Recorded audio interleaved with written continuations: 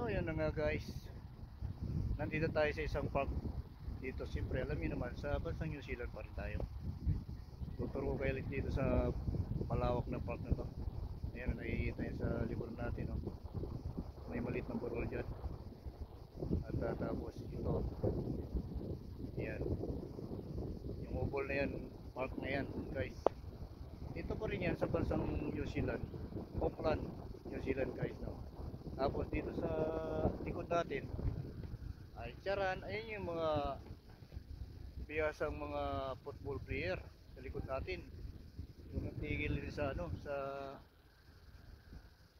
kaka-practice nila para siyempre alam nyo na, kung walang practice eh hindi magtatagumpay sa games, ano. Kailangan araw-araw practice kahit ganito yung panahon, no guys. Ayan, no, kita nyo naman. Ayan yung kabuuan ng ano na to, park na to guys, oh. Ayan, oh. Lawak, napakaluwag na park. Ayan, oh. Oh, grabe talaga, oh. Oh, ayan, oh. Oh, yan.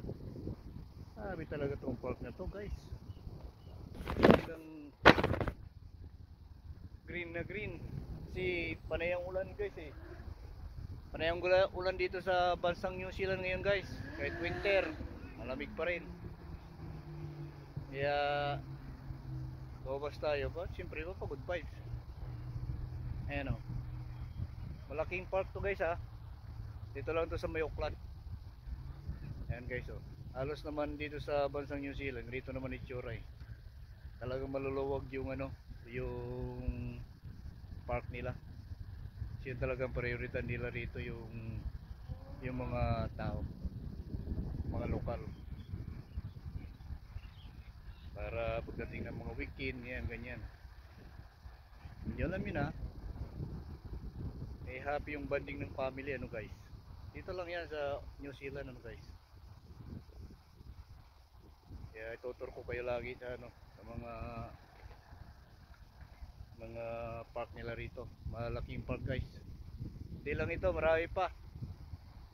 Halos buong New Zealand, napakaraming park na ganito kalaki, kaluluwag. So baka susunod, pasyal tayo ulit sa ano, ibang park ulit.